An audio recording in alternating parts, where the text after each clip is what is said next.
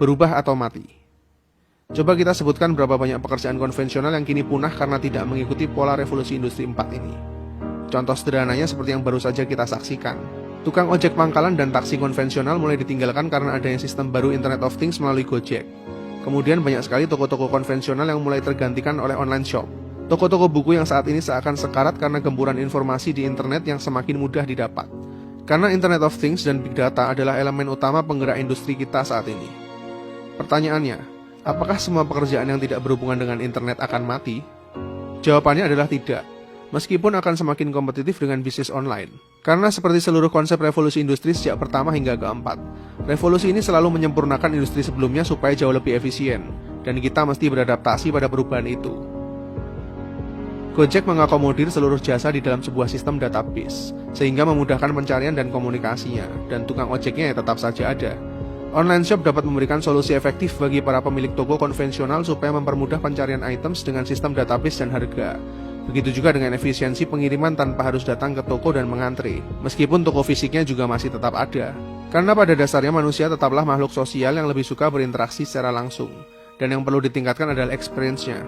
Misalnya layanan jasa yang lebih baik hingga visual dan pengalaman yang lebih menyenangkan saat seseorang berada di sebuah toko, dan dapat merasakan produk-produk yang akan dibelinya, dibandingkan hanya melihat layar HP. Tidak heran Xiaomi yang sejak lahir punya bisnis plan hanya bisnis online, pada akhirnya harus mengekor kesuksesan Oppo dan Vivo yang memberikan pengalaman terbaik melalui experience store mereka masing-masing. Begitu juga dengan Amazon Go yang notabene jelas-jelas punya basis bisnis online. Bukti bahwa usaha retail tetaplah akan hidup selama manusia masih membutuhkannya. Yang terbaik memang mengkombinasikan berbagai aktivitas pekerjaan kita ke dalam lingkup jaringan digital baik dalam hal database maupun marketing. Sebuah sinergi, itulah poin yang ada pada revolusi industri keempat. Tren selanjutnya dari revolusi industri keempat ini akan berlanjut ke semakin maraknya sistem peer-to-peer, yang akan merambat ke banyak sekali sektor. Tidak hanya menghubungkan antara pembeli dan penjual saja, nantinya akan semakin banyak juga mobile app yang menawarkan finansial peer-to-peer. Mulai dari mempertemukan kreditur dan debitur layaknya pinjaman online, pengusaha dan investor individual layaknya Indiegogo dan Kickstarter, maupun mempertemukan dengan para investor besar sekalipun hanya dengan bantuan sebuah aplikasi mobile. Dan dalam beberapa tahun setelahnya, hampir seluruh pelaku usaha berbagai bidang akan segera masuk ke dalam basis Big Data yang akan semakin berkembang lagi menjadi sebuah ekosistem baru di mana perputaran finansial secara peer-to-peer akan terjadi dengan sangat dahsyat. Meskipun sistem peer-to-peer ini sangat efisien bagi pelakunya, namun ini bisa menjadi momok bagi banyak perusahaan besar yang bergerak di bidang finansial maupun agensi. Coba lihat deh berapa banyak travel agency yang gulung tikar karena kini dikuasai oleh mobile app semacam Traveloka, yang menyediakan layanan mulai dari pesawat, hotel, tur dengan harga murah. Begitu juga dengan perusahaan perkreditan yang semakin digerus oleh pinjaman online yang menawarkan kecepatan via online. Tapi di tengah kompetitifnya pasar, terdapat harapan yang sangat besar bagi penggiat startup.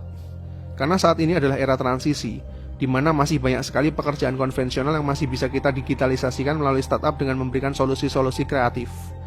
Dan bukan lagi masanya yang terbesar selalu menang, namun yang tercepat berinovasi dan beradaptasi dengan kebutuhan masyarakat banyak bisa jadi pemenangnya. Sebagai contoh adalah CEO Airbnb yaitu Brian Chesky yang awalnya hanyalah seorang pengangguran, yang terinspirasi menyewakan lahan kosong kepada para konsumennya. Kini Airbnb berhasil menjadi rantai hotel terbesar di dunia yang sama sekali tidak memiliki hotel, dengan jumlah jutaan pilihan tempat menginap di seluruh dunia. Begitu juga dengan awal berdirinya Tokopedia, Bukalapak maupun Gojek yang semuanya dimulai dari skala yang sangat kecil oleh orang-orang biasa.